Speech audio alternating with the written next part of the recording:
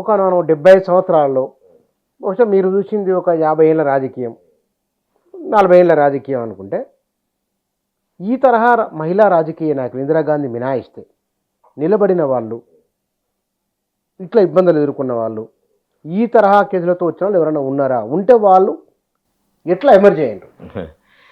ఇప్పుడు మనం మొత్తం భారతదేశంలో మన పాలిటిక్స్ చూస్తే ఇట్లాంటి పొలిటికల్ ఇన్ఫ్లుయెన్సెస్ తోటి సఫర్ అయ్యి సైలైన్ అయ్యి పొలిటీషియన్గా ఎమర్జ్ అయ్యి సక్సెస్ఫుల్గా రాణిస్తున్న వాళ్ళు ఎవరంటే మనకు power brand only Mamata Banerjee.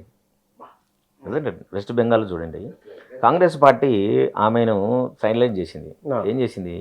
ఆమె ఛాలెంజ్ చేసి she established TMC, then she has become very powerful lady right now. So ఎవరికైనా సరే ఒక పొలిటికల్ లీడర్కి కావలసిన ఒక ఇరిటేషన్, ఒక అవమానం, ఒక సైడ్ లైన్, నన్ను పట్టించుకోవట్లేదు అనే ఒక భావన ఎప్పుడైతే కలుగుతుందో ఆ పొలిటీషియన్స్ కనుక వాళ్ళకి పవర్ఫుల్ ఆస్పిరేషన్ కనుక ఉంటే గ్యారంటీ సక్సెస్ఫుల్ అవుతారు. ఇప్పుడు జయలలిత కూడా అట్లే జరిగింది కదండి. She was really not interested to be as a political leader ఉండాలని లేదు. ఎన్బి రామచంద్ర గారు రమ్మన్నారు, ఆమె ఒక క్రియాశీలక రాజకీయాల్లో ఒక కార్యకర్తలాగానే పనిచేస్తానే ఉద్దేశంతో వచ్చిన తర్వాత ఏం జరిగింది? ఆమె చాలా పవర్ఫుల్ అవుతుంది, ఈమె రోలు పెరిగిపోయి మొత్తానికి పార్టీనే డిస్టర్బ్ చేసే అవకాశం ఉంది కనబడుతుందని చెప్పి ఆమెను చాలా సార్లు అవమానించారు కదా. అవమానించినప్పుడే she took it as a challenge. Same Mamata Banerjee కూడా అంతే కదా, she took it as a challenge and she did it. Okay, కాబట్టి అయినా ఆమె సక్సెస్ఫుల్ నడుస్తుంది కదా. సో మనకు చాలా రోల్ మోడల్స్ ఉన్నారు విమెన్ పొలిటీషియన్స్, కానీ వాళ్ళందరూ కూడా రాష్ట్రానికి మాత్రమే పరిమితం కాబడ్డారు. వాళ్ళు నేషనల్ లెవెల్లో ప్రభావితం చేయగలిగేంత రాజకీయ శక్తిగా అవతరించలేకపోయారు ఫర్ వేరియస్ రీజన్స్. కారణాలు చాలా ఉంటాయి. ఓకే, కాబట్టి ఇప్పుడు నిజంగానే కవిత కనుక she took this as a initiative that she wanted to start as a independent political party, నడిపిస్తుందా ఏదైనా ఉంటుందా అనేది that is their choice. And the BRS party relation father daughter రిలేషన్షిప్లో నడుస్తుండదు కావచ్చు, కానీ there is every possibility that she can definitely rise. ఎందుకంటే ఒక పొలిటీషియన్గా సక్సెస్ఫుల్ కావాలంటే కావాల్సింది ఏంది?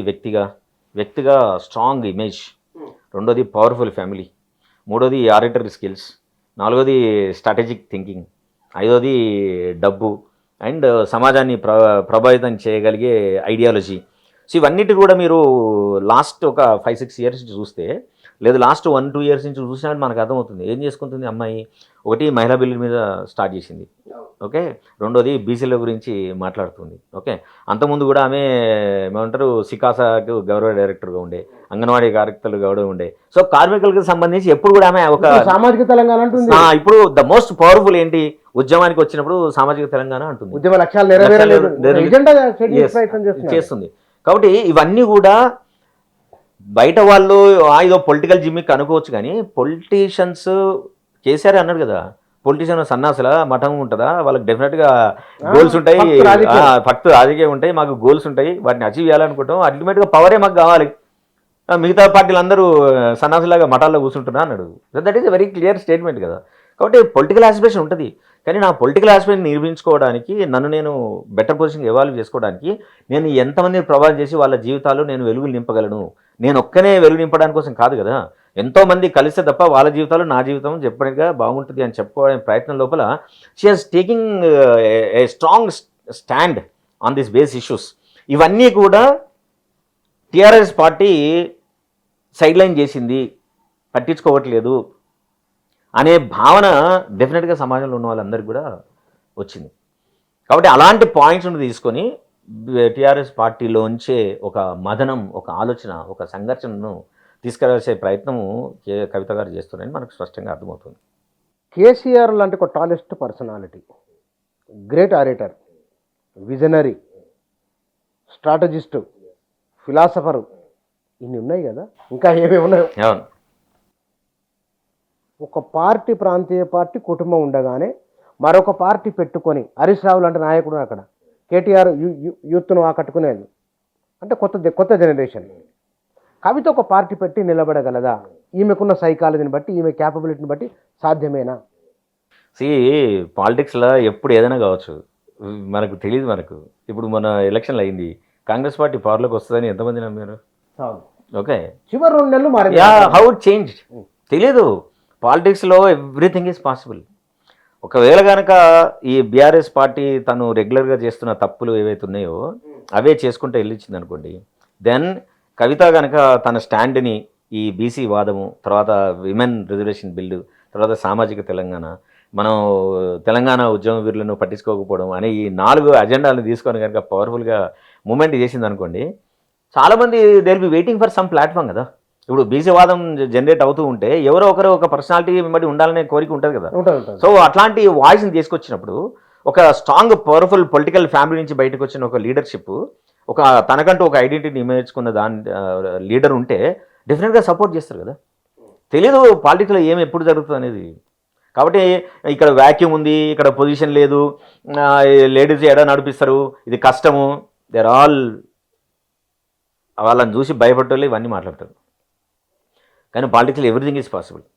ఇప్పుడున్న పరిస్థితుల్లో మాత్రం బీసీ వాదం, సామాజిక తెలంగాణ, విమెన్ రిజర్వేషన్ బిల్లు, విమెన్కి సంబంధించిన పోరాటం, ఈ పాయింట్స్ తీసుకొని ఏ లీడర్షిప్ అయితే పవర్ఫుల్గా ముందుకెళ్తాడో నా అండర్స్టాండింగ్ ప్రకారం డెఫినెట్గా they will have a big say and the people will support it. బహుశా మీరు తెలంగాణ ఉద్యమాన్ని దగ్గరికి వెళ్ళి చూడడము, ఉద్యమంలో తిరగడము, ఒక బలమైన సెంటిమెంటు లేదా ఒక ఆకాంక్షకు రిప్లికగా ఉన్నది టీఆర్ఎస్. వాస్తవానికి ఈ టీఆర్ఎస్ను కాదని కవిత వెంట తెలంగాణ సమాజం ఉండే అవకాశం ఉన్నదా? రాజకీయ నాయకులు ఉంటారు, ఈయనకో ఎమ్మెల్యే ఎంపీ కావాలని కోరిక ఉండొచ్చు, వాళ్ళు పోతే అట్లాంటి వాళ్ళు వెళ్తారు కావచ్చు. తెలంగాణ సమాజం ఎంత లేదనుకున్నా సరే కేసీఆర్ పట్ల కన్సర్న్ ఉంటుంది కదా. కాంగ్రెస్ అధికారంలోకి వచ్చినా 65 లేదు. మరి అట్లాంటప్పుడు కవితకు ఆదరణ లభిస్తుందా? ఈ అంశాలు చూసి కవితకు ఆదరణ లభిస్తుందా అంటే, రాబోయే కాలంలో కవిత బీఆర్ఎస్ పార్టీని ఎంత డిఫెన్స్లోకి తోయగలిగి వాళ్ళ నుంచి ఎంత ఇరిటేషన్ను తను ఎక్స్పెక్ట్ చేస్తుందో ఆ ఇంత ఇరిటేషన్ క్రియేట్ చేసి బీఆర్ఎస్ పార్టీ ఈ అమ్మాయికి నష్టం చేసే విధంగా చేసే దాన్ని బట్టి కవితకు ఆదరణ ఉంటుందో లేదని డిసైడ్ అవుతుంది. అండ్ ఏ పొలిటీషియన్ అయినా ఏం చేస్తారు, డెఫినెట్గా తనకు ఆదరణ వచ్చే విధంగా తన సిస్టాన్ని, తనకున్న చుట్టూల పరిస్థితులను ప్రభావితం చేసి తన అనుకున్న లక్ష్యాన్ని నెరవేర్చే దిశగానే అడుగులేస్తారు. అట్లాంటి స్టెప్పులు వేయడంలో కవితకు ఆల్మోస్ట్ నాలెడ్జ్ ఉందని నాకు అనిపిస్తుంది, ఆమె మాట్లాడిన తీరుని బట్టి కానీ మొన్న రాసిన లెటర్ని బట్టి. కాబట్టి ఒక పాయింట్ వస్తుంది పార్టీలోనే, ఇది వస్తుంది, ఏంది ఇంత పార్టీకి అగనిస్ట్గా మాట్లాడుతుంటే మనం ఏం చేయకుండా ఎట్లా అనే వస్తుంది, రైట్. పార్టీ అమ్మాయిని లిక్కర్ దాని కేసులో అరెస్ట్ అయినప్పుడు పార్టీల నుంచి టీఆర్ఎస్ నుంచి ఎంత రెస్పాన్స్ వచ్చింది? రెస్పాన్స్ రాలేదు. ఎందుకు రాలేదు? కేసీఆరే ఖండించలేకపోయాడు ఆ విషయాన్ని. కేసీఆర్ అమ్మాయిని అరెస్ట్ చేసిన తర్వాత ఖండించడానికి కనీసం 15 రోజులు టైం తీసుకున్నాడు కేసీఆర్. ఇవన్నీ కూతురుగా డిస్టర్బ్ అయ్యేవా? పోనీ ఎమ్మెల్యేగా మన ఇది ఒక పొలిటికల్ పార్టీలో ఉన్నప్పుడు డిస్టర్బ్ అయ్యేవా? అరే నేను కూడా అంతే విధంగా పనిచేసిన, నా మీద ఇంత పెద్ద అలిగేషన్ అయినప్పుడు క్లోజ్ మానిటర్ చేసిన తండ్రి నాకు సపోర్ట్ ఇవ్వకుండా ఉన్నాడని అంటే నాలో ఎంత సఫరింగ్ జనరేట్ అవుతుంది, నేను ఎంత ఐసోలేట్ అయి ఉంటాను, నేను ఎంత లోన్లీనెస్ సఫర్ అయి ఉంటాను, నన్ను నేను ఎంతగా కుమిలిపోయేటట్టు చేసింది. ఈ కేసు పెట్టిన దానికంటే ఎక్కువ, గవర్నమెంట్ తీసుకెళ్ళి జైల్లో వేసిన దానికంటే ఎక్కువ, ఈడీలు వచ్చి నేను క్వశ్చన్లు వేసిన దానికంటే ఎక్కువ కుటుంబం సైలెన్స్ మనిషిని విపరీతంగా కృంగతీస్తుంది. చాలా జీవితం ఇంకెందుకు, ఇది కుటుంబమేనా, నేను ఈ కుటుంబంలోనే పార్ట్నా, నా ఇంత క్రైసిస్ వచ్చినప్పుడు నా వెనకాల నిలబడింది పోయి ఇంత ఘోరమైన అవమానాన్ని ఎందుకు నా మీద విసిరేశారనేది it's a big challenge question they raise కదండి. సో అక్కడి నుంచే I think that is the first step. అంటే మొత్తం ఈ పొలిటికల్ జర్నీ లోపల తనకు కావాల్సినంత ఏమంటారు సపోర్ట్ సిస్టమ్ పార్టీలో మెలగడానికి పార్టీ ప్రెసిడెంట్ నుంచి రావటం లేదు అనే సంగతిని ఆమె ఎప్పుడో గుర్తించుంటుంది. దట్ ఈస్ ద రీజన్ కదా ఇక్కడ ఏమి పొలిటికల్ పార్టీలో పొజిషన్ ఇవ్వకపోవడము. ఎమ్మెల్సీ ఎంపీ ఓడిపోయిన తర్వాత ఎమ్మెల్సీ కూడా పోరాడితే ఇచ్చుంటారు, వెంటనే అంత ఈజీగా ఏమి ఆమెకి ఇవ్వలేదు. కాబట్టి ఒక పొలిటీషియన్ రైజ్ కావడానికి సామాజికంగా, పొలిటికల్గా, పర్సనల్గా ఎంత హ్యూమిలేషన్ అయితే ఎదుర్కోవాలనో అంత సఫరింగ్ ఆమెకు వచ్చిందనేది నా అండర్స్టాండింగ్.